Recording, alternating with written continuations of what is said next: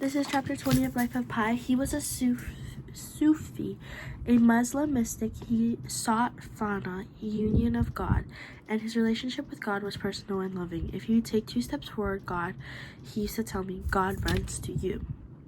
He was very plain-featured man with nothing in his looks or in his dress that made memory cry hark.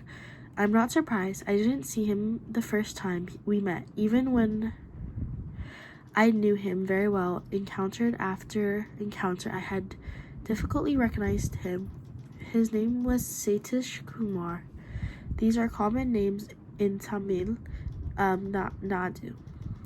So coincidence is not so remarkable. Still, it pleased me that this pious baker, as plain as a shadow, and a solid heath and communist biology teacher and the science devotee, the walking mountain on stilts, sadly afflicted with polio in his childhood, carried the same name. Mr. Kumar taught me biology in Islam. Mr. and Mr. Kumar led me to study zoology and religious studies in the University of Toronto. Mr. and Mr. Kumar were prophets of my Indian youth. We prayed together and we practiced Dicker. I don't know how to pronounce that, sorry. And recitations of 99 revealed names of God. He was a Hafiz, one who knows a Quran by heart and sang it slow, simple. Mr. Arabic was never very good, but I loved its sound. Guttural eruptions and long flowing vowels rolled just beneath my comprehension.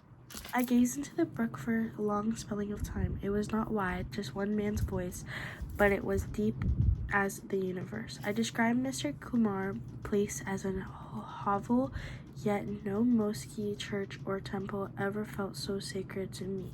I sometimes came out of the bakery feeling heavy and glory. I would climb onto the bicycle and pedal that glory through the air.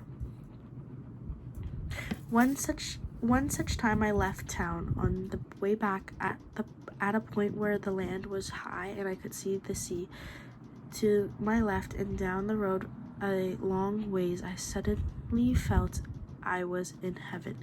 The spot was in fact no different from when I passed it no long before, but my way of seeing had changed. The feeling of paradoxical mix of pulsing energy and profound peace was intense and blissful, whereas people on the road, the sea, the trees, the air, the sun, all spoke differently to me. Now they spoke one language of unity.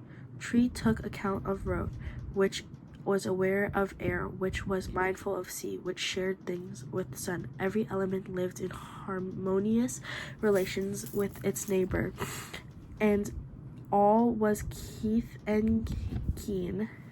The knelt at a mortal, I rose an immortal. I felt like a century of a all circle coinciding with a century of a much larger one. Met Allah. One other time I felt God come close to me was in Canada. Much later, I was visiting friends in the country. It was winter. I was out alone on a walk with a large property and returning to house. It was a clear sunny day after a night of snowfall. All nature was blanketed in white. As I was coming up to the house, I turned my head. There was a wood, small clearing, a breeze of perhaps it was a animal had shaken a branch. Fine snow was falling through the air, glittering in sunlight.